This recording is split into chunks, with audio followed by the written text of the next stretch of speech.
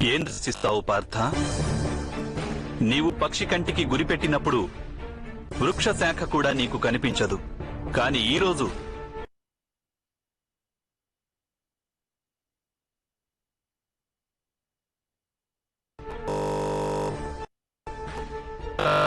భూమిని ఎందుకు దర్శించాలనుకుంటున్నావు?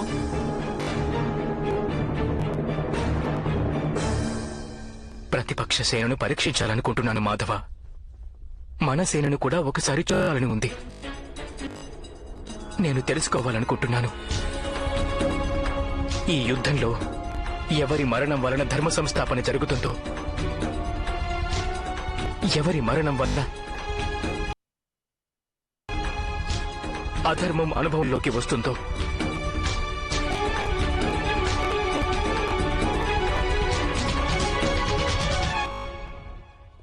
నేను తెలుసుకోవాలనుకుంటున్నాను. ఈ మహాయుద్ధంలో నేనేమి పొందనున్నాను, దేనిని కోల్పోనున్నానునని. ఈ యుద్ధంలో బలిదానం ఇచ్చేందుకు వచ్చావు పార్థ. ఇక లాభ నష్టాల గురించి ఎందుకు ఆలోచిస్తావు పార్థ? దానం ఇవ్వడం అంటే ఏమిటంటే, దాత కోతాడు, యాచకుడు లాభాన్ని పొందుతాడు. కాని బలిదానం ఇవ్వడం అంటే, దాత దానం చేస్తే యావత్ లోకం లాభం పొందుతుంది. కాని మాధవ, నేనొక్కడినే దానం చేసేందుకు ఇటకు రాలేదు. ఎందరో సైనికులు తమ ప్రాణాలను ఆహుతి చేసేందుకు వచ్చారు.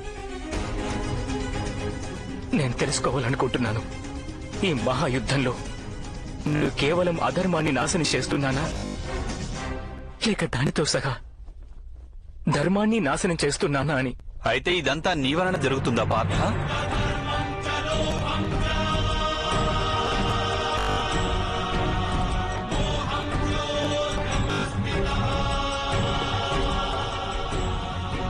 నిర్మాణ వినాశక శక్తులున్నాయా నీకు పార్థ?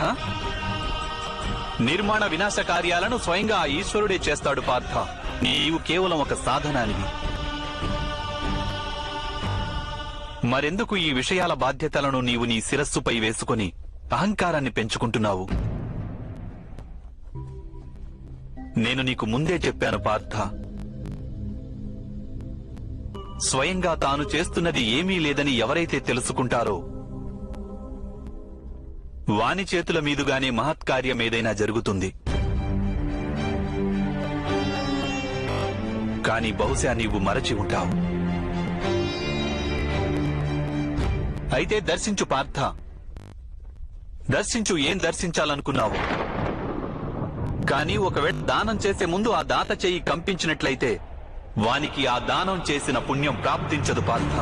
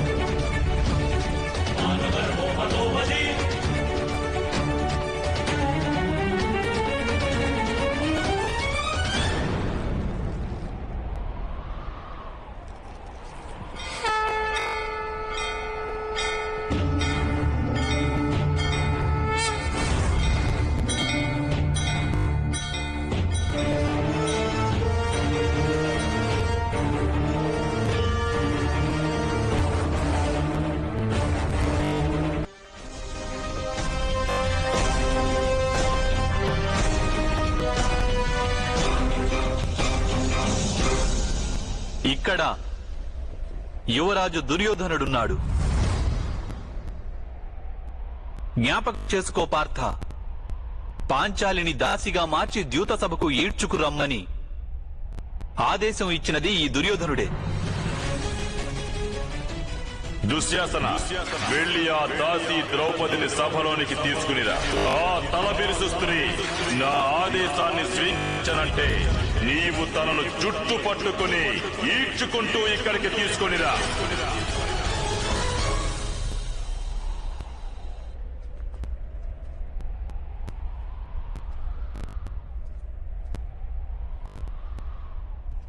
ఇటు చూడు పార్థ,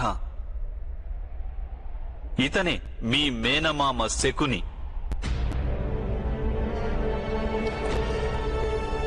నేడు వీని చేతిలో కరవాలముంది, కాని వంచనతోనే సంహరించాలని ప్రయత్నిస్తుంటాడు సదా.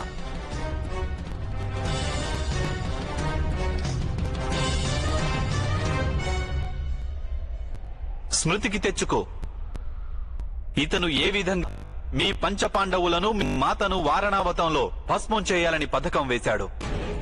వారణావర్తంలోని భవనంలో మన 5 శత్రువులు ఏకీకృతమవుతారు. ఆ భవనంలోనే నీకు యువరాజసూయ యజ్ఞం జరుగుతుంది.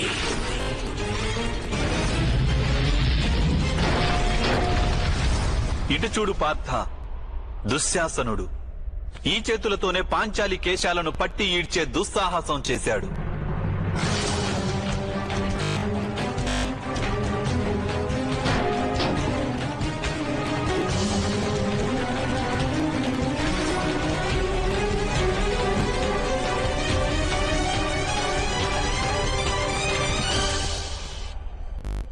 మహితాత్ముడు గురుద్రోణులను చూడు. మౌనంగా ఉండి పాంచాలికి పరాభవం జరుగనిచ్చారు.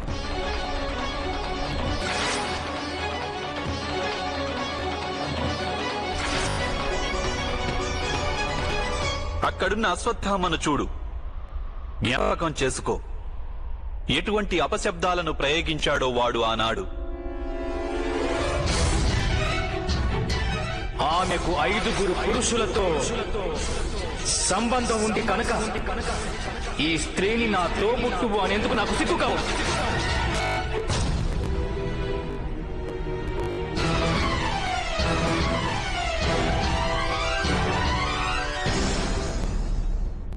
ఇప్పటికీ నీ మనస్సు ప్రతీకారంతో జ్వలించడం లేదా పార్థ?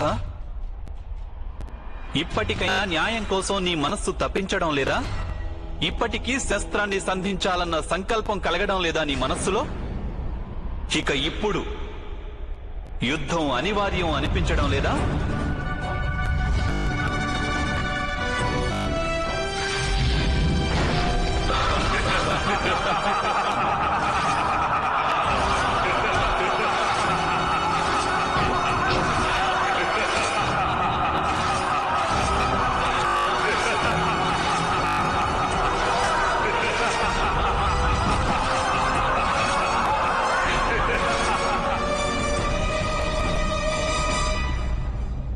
అవును మాధవ, ఈ యుద్ధం అనివార్యమే.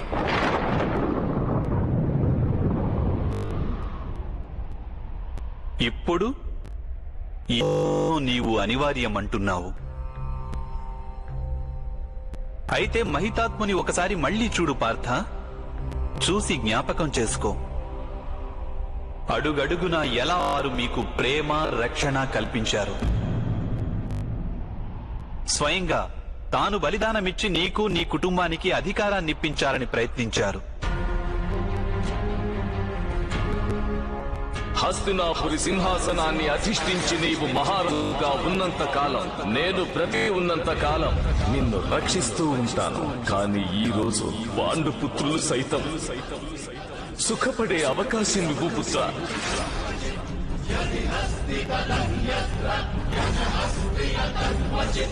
ఒక మారు మళ్ళీ గురుద్రోణుని చూడు. చూసి జ్ఞాపకం చేసుకో.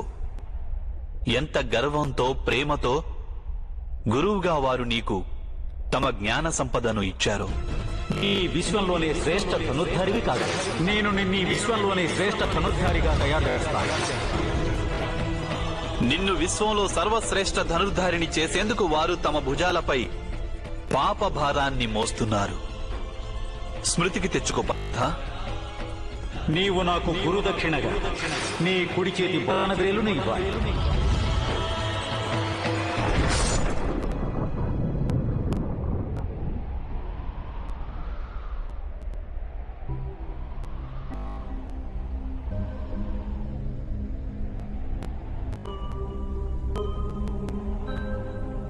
ఇక అటువైపు వికర్ణుని కూడా చూడు. కేవలం తనొక్కడే నాడు ద్యూత సభలో అన్యాయాన్ని ఎదిరించే సాహసం చేశాడు. యుద్ధంలో ఒకవేళ రాజులు ఓడితే వారు శస్త్రాన్ని త్యజించక తప్పదు. కానీ ఒక స్త్రీని ఇలా వివస్త్రను చేయడం న్యాయం కాదు. యోధుడు నిశస్త్రుడు కావడానికి, స్త్రీ వివస్త్ర కావడానికి భేదముంది అగ్రజ. ఇక ఈ ద్రుపద కుమారి కురు వంశానికి కులవదు. ఇది కాదనలేము. వీరందరూ వధించదగిన వారా పార్థ?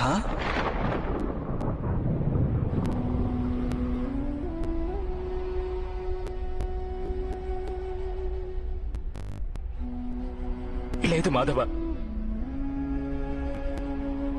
వీరిని నేనెలా వధించగలను? అవశ్యం. కానీ స్వపక్షాన్ని కూడా చూడు పార్థ.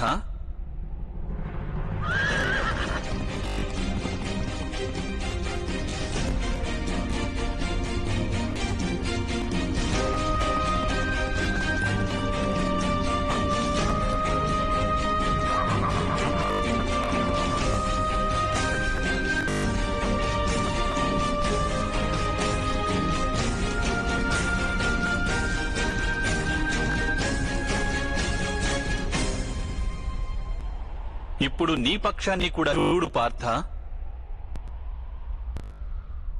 మీ అగ్రజుడు యుధిష్ఠిరుడు, సోదరుడు భీముడు, నీ అనుజులను చూడు. నీ పుత్రులను, మీ సోదరుల పుత్రులను చూడు. వీరిలో అనేకులు మృతి చెందుతారు ఈ యుద్ధంలో.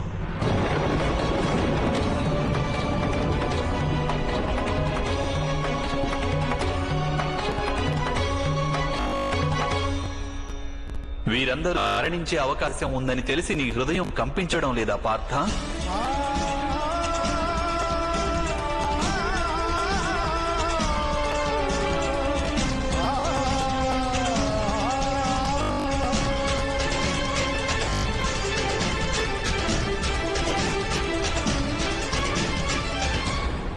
ఇప్పుడు ఒక విషయం ఆలోచించు.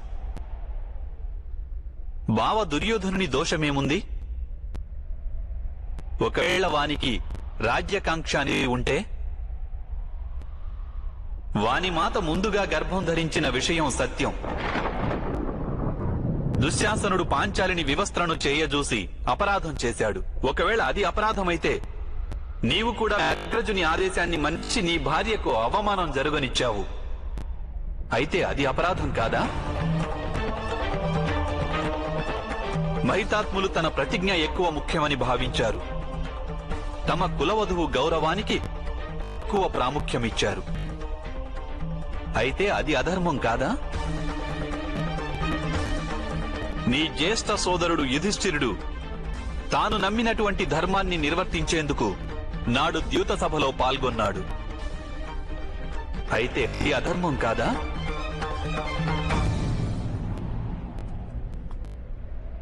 ఇంత విన్నాక బావ దుర్యోధనుని శత్రువుగా భావించడం ఉచితమేనా?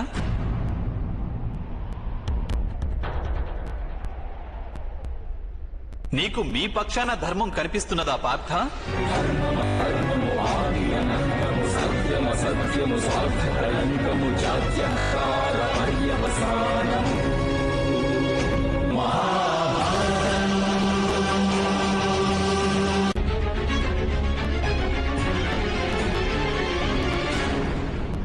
మతి మందగించింది మాధవ.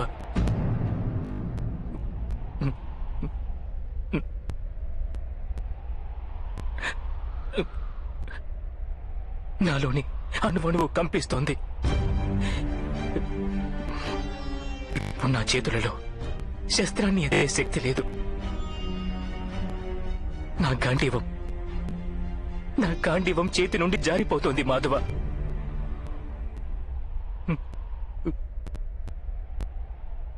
నాకు కేవలం భయానక వినాశనమే కనిపిస్తోంది. కేవలం భయానక వినాశనం.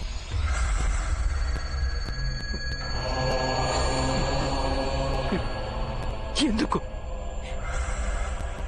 ఎందువలన మాధవ? ఎందువలన?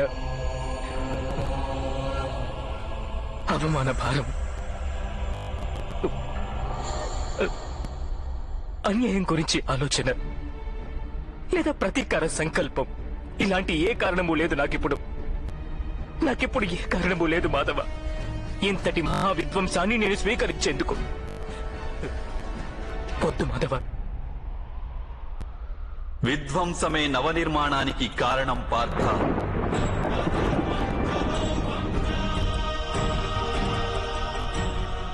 మొక్కున్న ఒక శాఖను ఖండిస్తే 2 శాఖలు ఉద్భవిస్తాయి. నీవు నేటి విధ్వంసానికి ఎందుకు భయపడుతున్నావు? రేపు మళ్లీ నవనిర్మాణం జరిగి తీరుతుందన్న సత్యాన్ని నీవెరుగవా?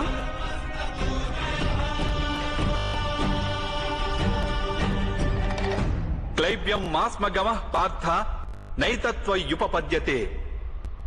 ఈ నపుంసకత్వం నీకు శోభించదని గుర్తించు. యుద్ధం చేయడమే నీ కర్తవ్యం పార్థ. శస్త్రాన్ని సంధించు.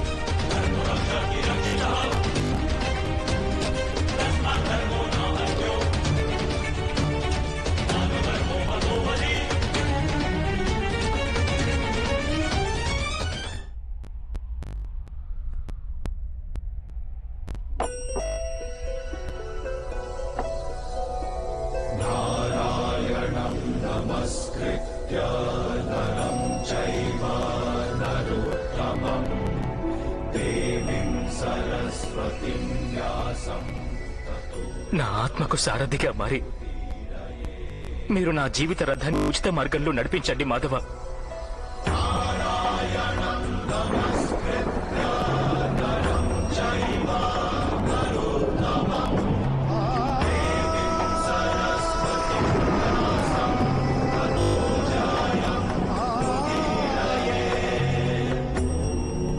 నేనేమి తెలుసుకుంటే నా దౌర్బల్యాన్ని వదిలిపెట్టగలనో చెప్పండి.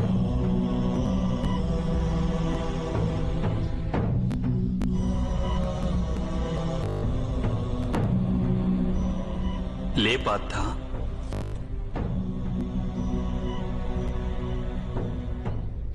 శ్రద్ధగా విను. జీవిత రహస్యాన్ని తెలుసుకో.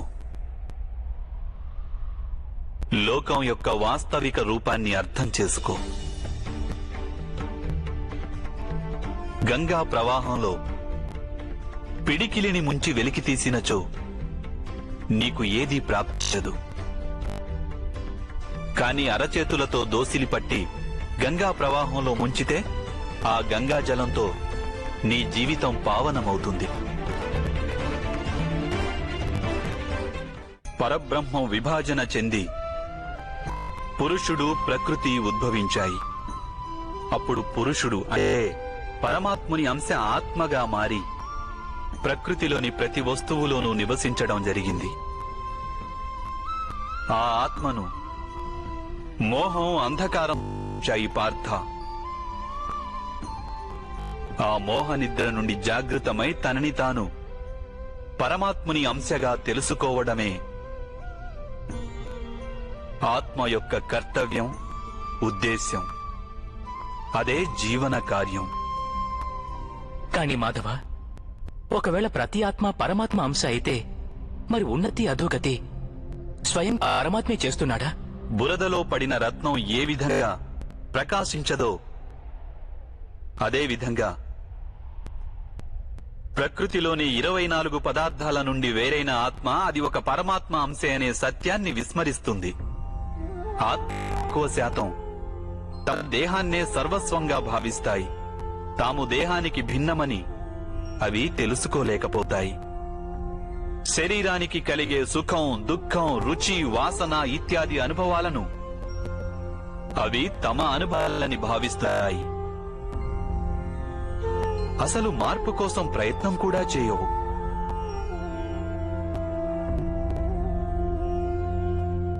ఇలా మార్పు కోసం ప్రయత్నం కూడా చేయని ఆత్మలు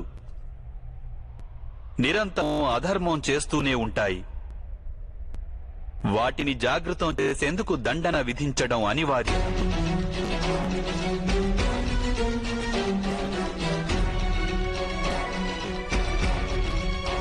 నీవు ఇది తెలుసుకో పార్థ, నీవు శరీరానివి కాదు, కేవలం ఒక ఆత్మవు. ఈ రణభూమిలో కనిపిస్తున్న ప్రతి ఒక్క యోధుడు వాస్తవానికి నీవు అనుకుంటున్నవారు కాదు. కొంతకాలం పాటు వీరందరూ ఈ శరీరాలలో వాసం చేస్తున్నవారు. వీరి శరీరాలు మరణిస్తాయి, కానీ వీరందరూ అమరులు. వీరు మళ్లీ నూతన శరీరాలను ధరిస్తారు. తాము ఆత్మస్వరూపులమని తెలుసుకునే వరకు తమ అధర్మాన్ని త్యజించి ధర్మ మార్గానికి వచ్చే వరకు వీరందరూ ఇలా జన్మిస్తుంటారు, అలాగే మరణిస్తుంటారు.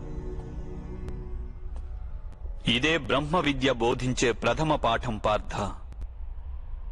జన్మించిన వారికి మరణం అనివార్యం. అలాగే మరణించిన వారు అవశ్యం మళ్లీ జన్మిస్తారు. ఈ మహాజ్ఞానాన్ని సాంఖ్య యోగమని అంటారు.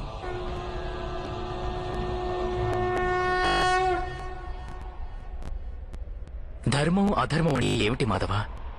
ఏ మార్గాన్ని అనుసరించి మనిషి తాను ఆత్మస్వరూపుడనని గుర్తిస్తాడో, పరమాత్ముని అంశగా ఉద్భవించానని తాను తెలుసుకుంటాడో, ఆ మార్గాన్నే ధర్మమని అంటారు.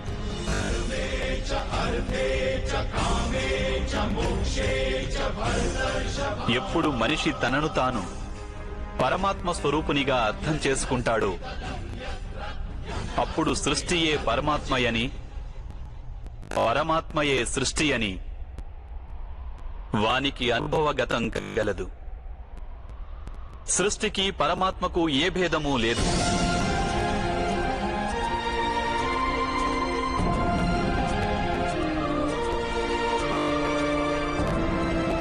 ఏ మనిషి అయితే ఇది తెలుసుకుంటాడో వాడు ఇతర మనుషులు, ప్రాణుల పట్ల నిర్దయ, కాఠిన్యం వహించడు.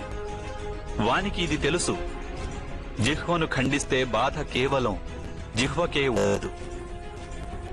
దాని అనుభూతి శరీరమంతటికీ ఉంటుంది. అదేవిధంగా ఒక మనిషికి బాధ కలిగితే సమస్త లోకము ఆ బాధను అనుభవించి తీరుతుంది. ఈ లోకంలో ఏ ఒక్క మనిషి బాధను అనుభవిస్తున్నా ఈ ప్రపంచంలో ఏ ఒక్కరూ సంపూర్ణ సుఖాన్ని అనుభవించలేరు. కరుణతో నిండిన మనస్సు ఏ కార్యమైతే చేయాలనుకుంటుందో దానినే ధర్మమంటారు. అంటే అధర్మం అనేది అజ్ఞానానికి మారుపేరా? అయితే మరి అజ్ఞానుల పట్ల దయ చూపడం అవసరం కదా? దండించడంలో అర్థం ఏమిటి?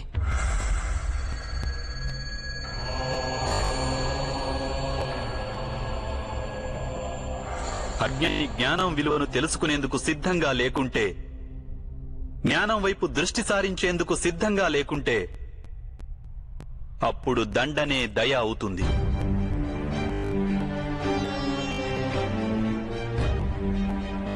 వాని పట్లనే కాదు, ఇతరుల పట్ల కూడా అవుతుంది.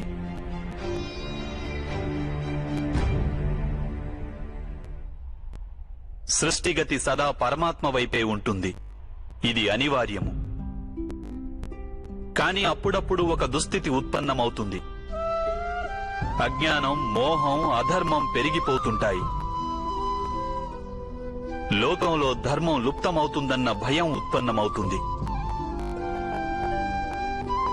లోకంలో ధర్మం లుప్తమైపోయినప్పుడు కరుణ నశించిపోతుంది, అదేవిధంగా సత్యం కూడా నశించిపోతుంది. రానున్న తరాలకు ధర్మం ప్రాప్తించాలంటే ఈ రోజే అధర్మాన్ని నాశనం చేసి ధర్మాన్ని పునఃస్థాపించడం అనివార్యము పార్థ.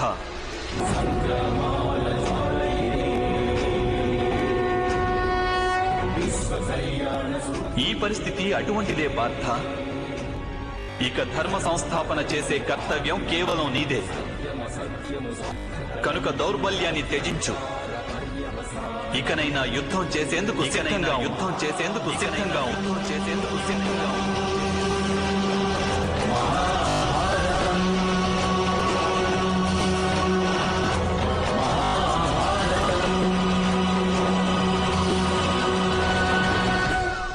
మరి నా చేతులలో హత్యలు జరుగుతాయి మాధవ.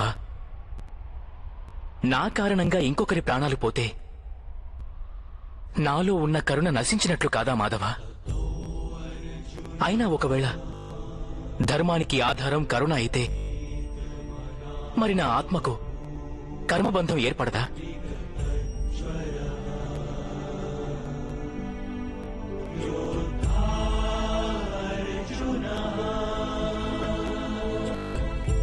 కర్మబంధం అనేది అవశ్యం ఏర్పడుతుంది, కానీ కార్యబంధం ఏర్పడే అవకాశం లేదు పార్థ.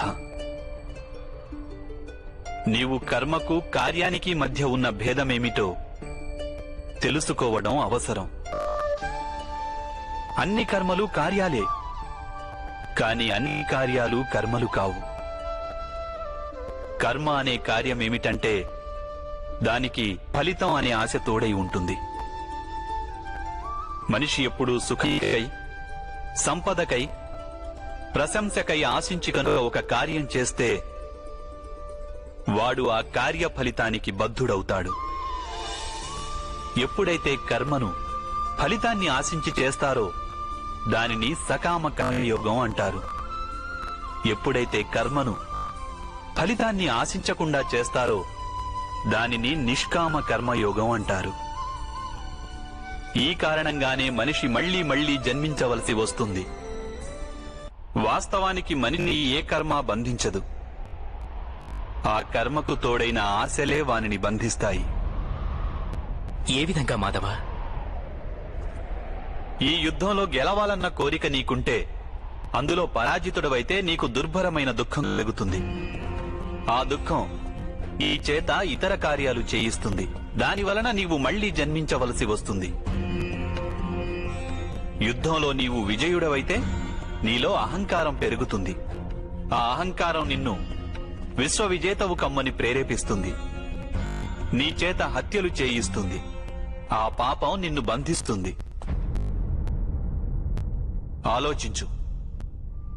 ఒకవేళ నీకు ఈ యుద్ధం పట్ల విజయానికై మోహం గాని పరాజయ భయం గాని లేకుంటే ఈ యుద్ధం పూర్తయ్యాక నీకు సుఖం ప్రాప్తిస్తుందా లేక దుఃఖం ప్రాప్తిస్తుందా?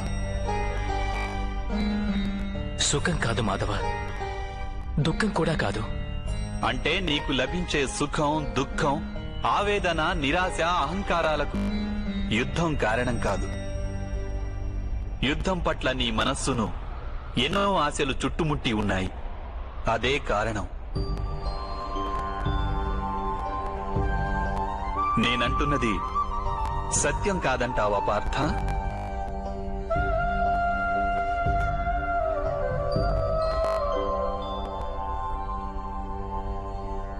సుఖ దుఃఖే సమే కృత్వా లాభాలాభౌ జయాజయౌ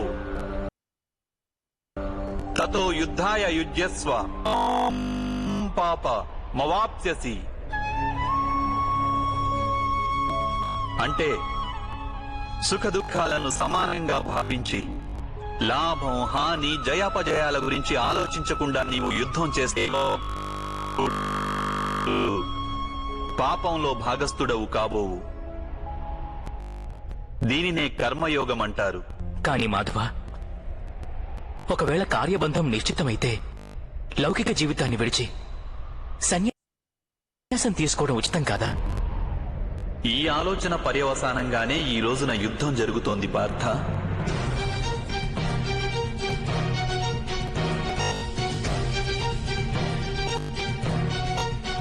ఆలోచించు. ఎప్పుడైతే సత్వగుణం కలిగి ధర్మాన్ని తెలుసుకున్న వారు కర్మలను త్యాగం చేస్తారో అప్పుడు అధర్మ మనస్కులైన వారే ఈ లోకంలో రాజ్యం చేస్తారు.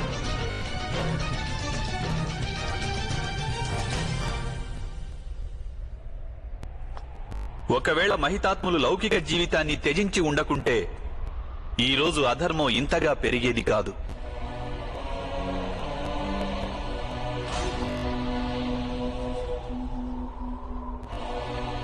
అలాగే మీ పితృదేవులు ఆనాడు సన్యసించి ఉండకుంటే ఈరోజు బావ యుధిష్ఠిరుడు సుఖంగా రాజ్యం చేస్తుండేవాడు.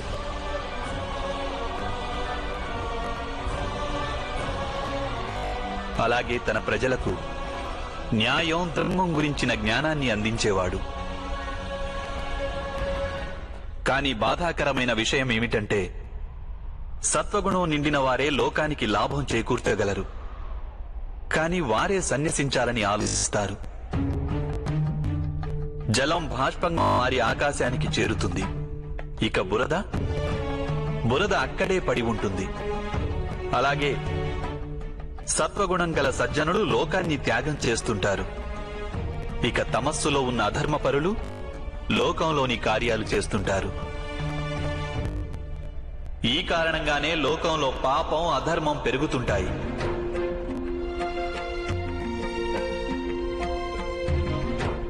కానీ కర్మయోగి విచిత్ర స్థితి నుండి యావత్ లోకానికి రక్షణనిస్తుంటాడు.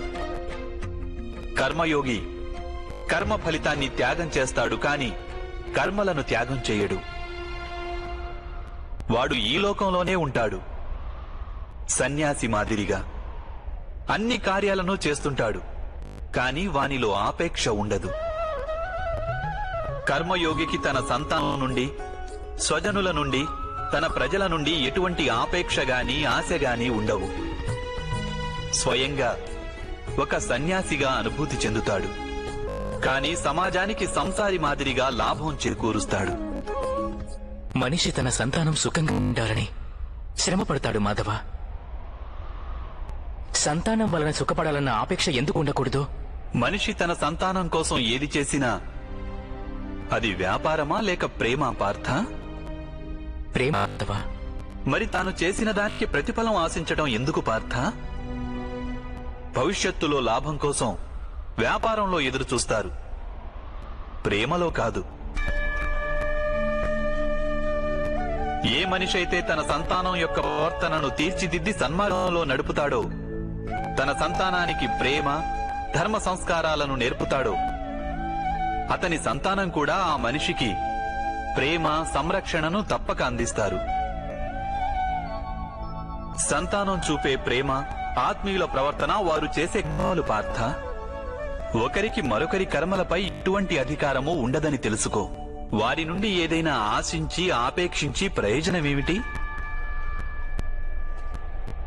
దీనిని నీవు దీర్ఘంగా ఆలోచించి చూస్తే వెంటనే అర్థమయ్యేదేమిటంటే, జీవితంలో ఎవరైనా సరే ఏ విషయం గురించైనా సరే ఆశలు ఆపేక్షలు పెంచుకోవడం అనివార్యం కాదు. యావత్ సృష్టిలోనే పరమాత్ముడున్నాడు. మనిషి స్వయాన ఆ పరమాత్ముని అంశ. అప్పుడు లోకంలోని అన్ని పనులు ఆ పరమాత్ముడివే. స్వయంగా మనిషి అన్నవాడు ఏదీ చెయ్యలేడు. ఇదే కర్మయోగ మూల సిద్ధాంతం పార్థ.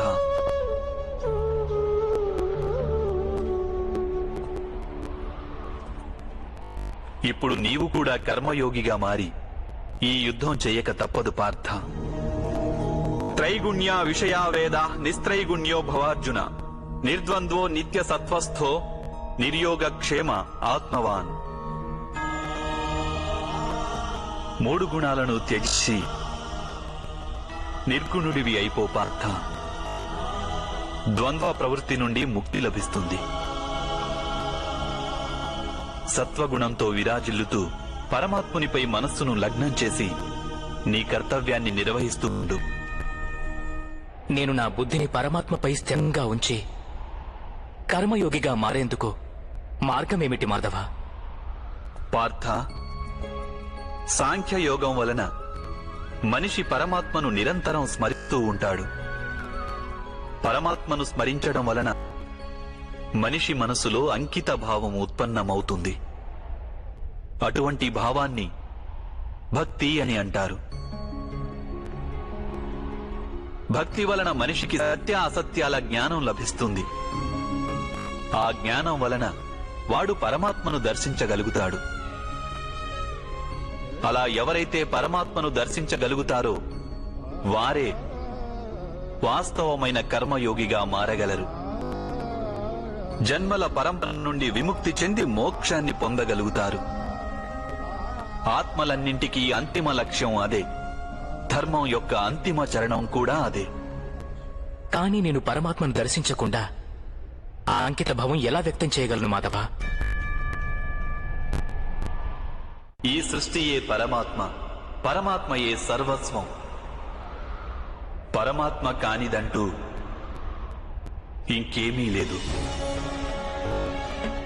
ఎవరు తమ ఆత్మను దర్శించగలుగుతారో వారే పరమాత్మను దర్శించగలుగుతారు.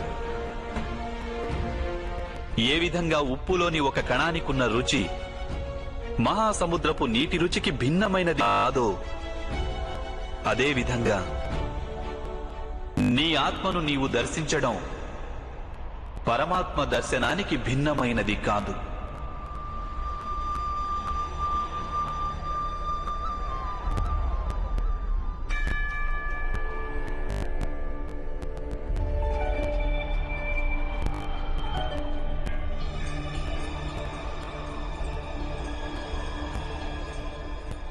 అంటే మాధవ, మీరేనా పరమాత్మ?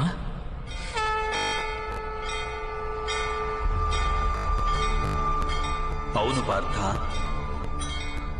నేను పరమాత్మను. నీవు కూడా పరమాత్మవే పార్థ. కానీ నీవు ఇప్పటికీ జాగ్రత్తం కాలేదు.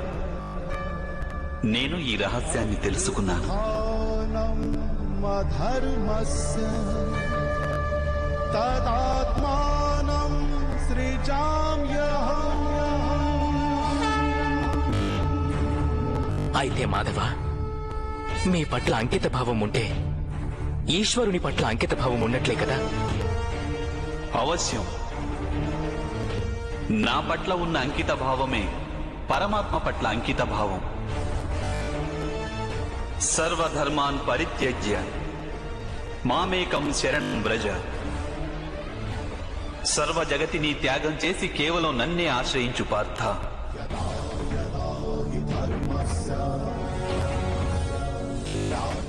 ఈ సకల లోకాన్ని నేనే. నేను ఈ లోకంలోని ప్రతి ఒక్క అణువును. నేనే సూర్యుడిని, నేనే చంద్రుడిని. ఈ నక్షత్రాలన్నీ నేనే, ఈ విశ్వంలోని గ్రహాలన్నీ నేనే. నేను సూర్యుని కంటే ముందు నుండి ఉన్నవాడిని. అలాగే ఒక మొక్కపై తొడిగిన మొగ్గ కన్నా నవ్యుడను నేను. ఈ మానవులందరూ నేనే. నేనే స్వర్గాన్ని నరకాన్ని ధారణ చేస్తున్న శక్తిని. నేనే దుర్యోధనుణ్ణి. అది ఎలా సంభవం మాధవ? మీరు జన్మించటం పెద్దలు అనేకులు తమ జీవితకాలంలో చూశారు.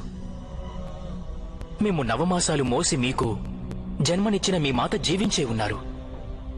మీరు పురాతనలు, నాశనం లేనివారు ఎలా అవుతారు? నీవు శరీరాన్ని చూస్తున్నావు, కానీ నేను ఆత్మ గురించి మాట్లాడుతున్నాను. నేను అనేక జన్మలెత్తాను పార్థ.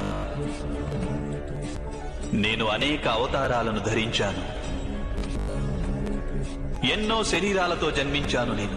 అలాగే ఈ మట్టిలో కలిసిపోయాను.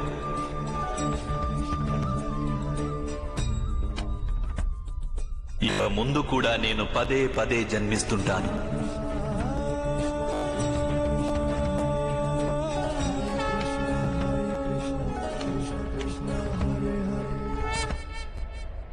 యదా యదా హి ధర్మస్య గ్లానిర్భవతి భారతః అభ్యుత్థానమధర్మస్య తదాత్మానం సృజామ్యహం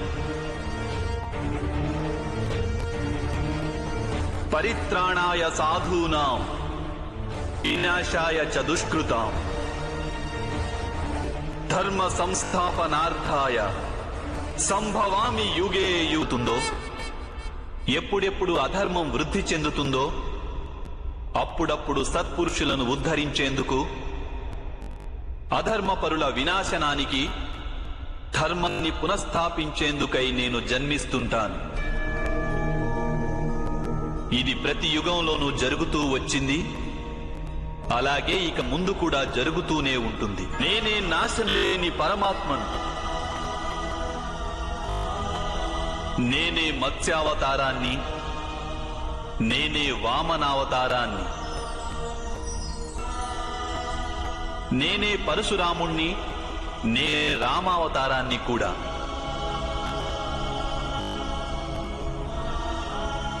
నేనే బ్రహ్మ విష్ణు మహేశ్వరులను, నేనే సరస్వతి లక్ష్మి పార్వతిని కూడా.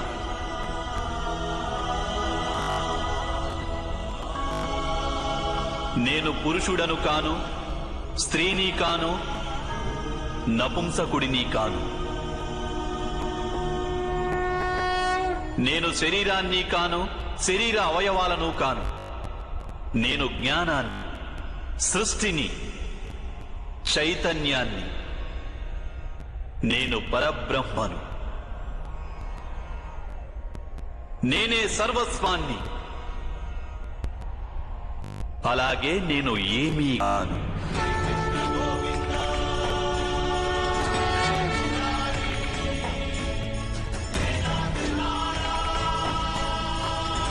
ఈ విధంగా ప్రతి యుగంలోనూ జరిగింది, అలాగే ఇక ముందు కూడా జరుగుతూనే ఉంటుంది.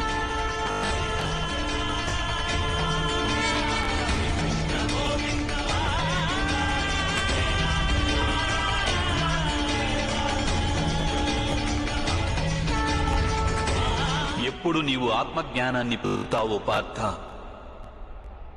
అప్పుడే నీవు నాలో ఐక్యం కాగలవు.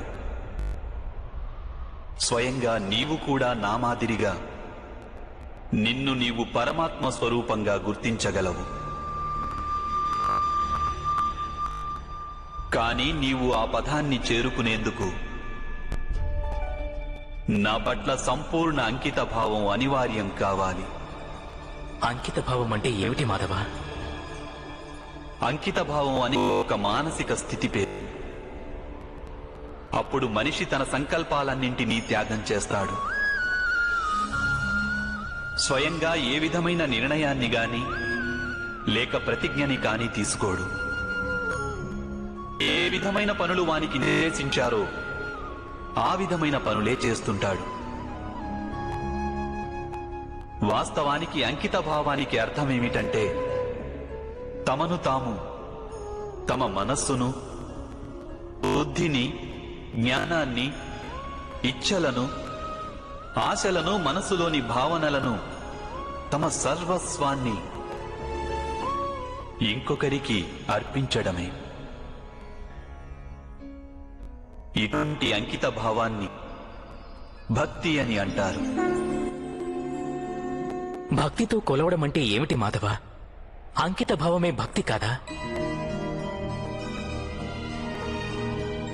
కాదు పార్థ, అంకిత భావం భక్తిలో మొదటి అడుగు మాత్రమే. వాస్తవానికి భక్తి అనేది ఒక కార్యం వంటిది కాదు, అది ఒక మనస్థితిని సూచిస్తుంది. నిత్య జీవితంలో మనిషి జపత్పాలు, యజ్ఞయాగాలు, యమనియమాలు, యోగం, స్వాధ్యాయం అనే మాధ్యమాలతో తన అంతరంగాన్ని శుద్ధి చేసుకుని పరమాత్మ పట్ల అంకిత భావంతో ఉండాలి. మనిషి తాను చేసే పనులను, తన కర్మల ఫలితాన్ని, జీవితంలోని ఉచ్ఛ్వాస నిశ్వాసాలను పరమాత్మకు సమర్పిస్తూ ఉండాలి.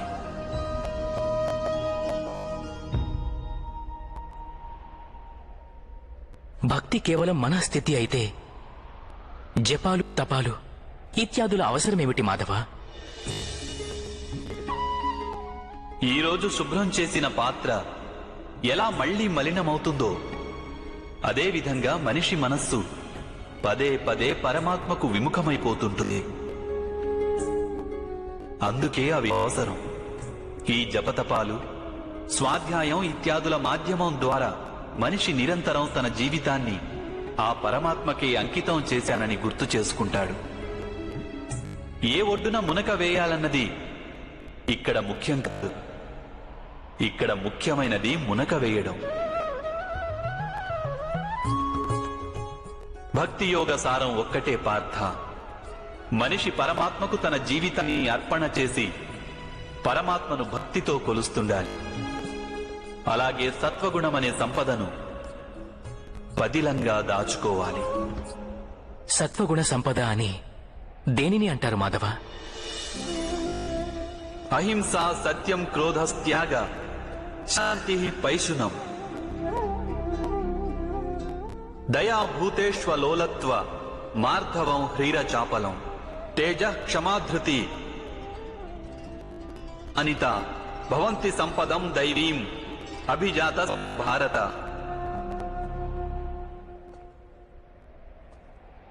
అకారణంగా సదా స్వార్థం కోసం హింసను చేయడం అధర్మం పార్థ. వాస్తవానికి అహింసయే పరమధర్మము. అహింసతో పాటు సత్యం, క్రోధం వహించకుండడం, త్యాగం, మనశ్శాంతి, నిందించకుండడం, దయాభావం, సుఖానికి ఆకర్షితుడు కాకుండడం, అకారణంగా ఏ కార్యము చెయ్యకుండడం, తేజం, క్షమ, ధైర్యం, శరీర శుభ్రత, ధర్మానికి ద్రోహం చెయ్యకుండడం, అహంకారం లేకుండా ఉండడం, ఈ గుణాలన్నింటినీ సత్వగుణ సంపద లేక దైవీక సంపదలని అంటారు. వీటి వలననే మనిషి పరమాత్మను అంటే నన్ను భక్తితో కొలుస్తాడు. తన జీవిత కర్తవ్యాన్ని నిర్వహిస్తాడు, ధర్మ సంస్థాపన చేయగలడు. అలాగే కర్మఫలానికై ఆశను త్యాగం చేసి జీవిస్తాడు. వానికి నేను నిస్సందేహంగా ఈ జన్మలో ఆనందాన్ని అందిస్తాను. మరణించిన పిమ్మట వానిని నాలో ఐక్యం చేసుకుంటాను.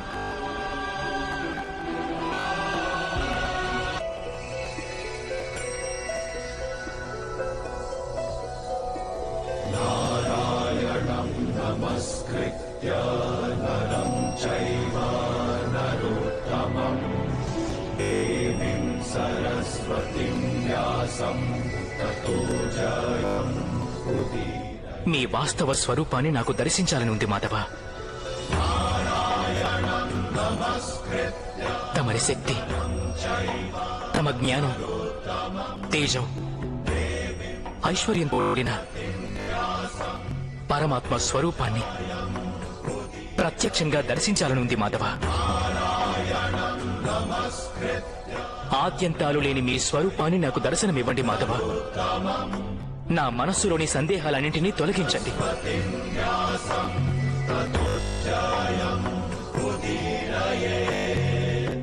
మీ దర్శనమివ్వండి మాధవ.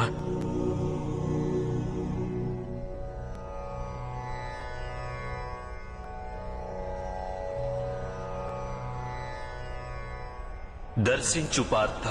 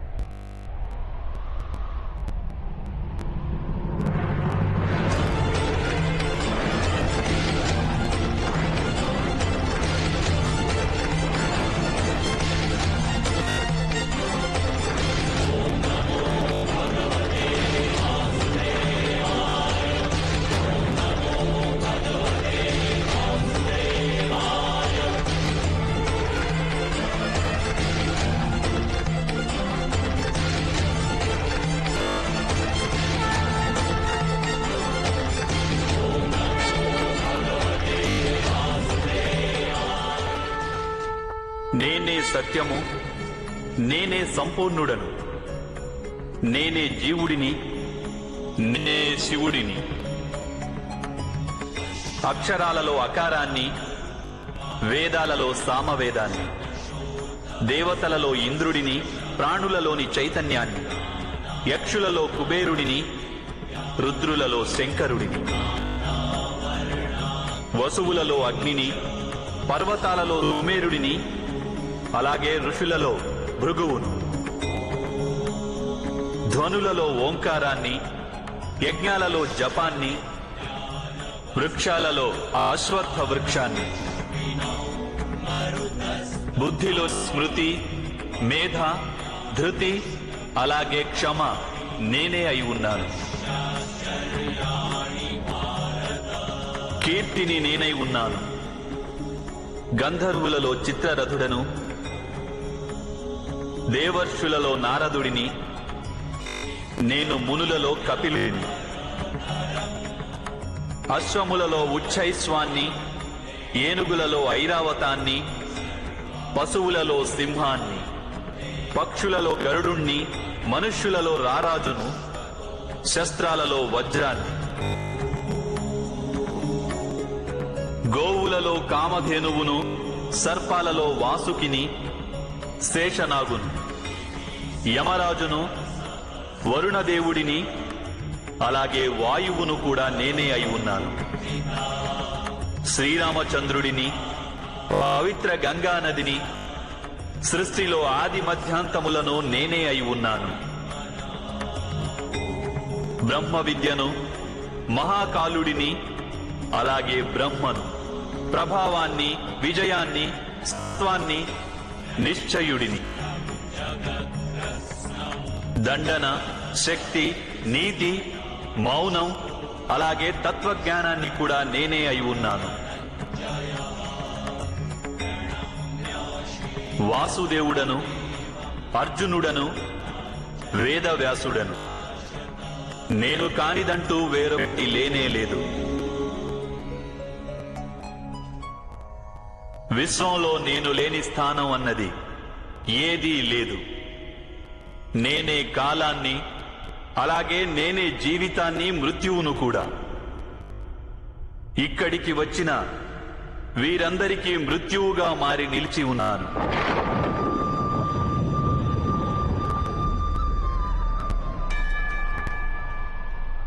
నీవు శస్త్రాన్ని సంధించకున్నా అప్పుడు కూడా నేను వీరందరినీ వచ్చగలను. కనుక నీ మోహాన్ని త్యజించు, నీ ప్రస్తుత కర్తవ్యాన్ని దర్శించు, ధర్మభారాన్ని వహించు, గాంధీవాన్ని ఎక్కుపెట్టి శరాలను సంధించు. యుద్ధం చెయ్యి అర్జున, యుద్ధం చెయ్యి.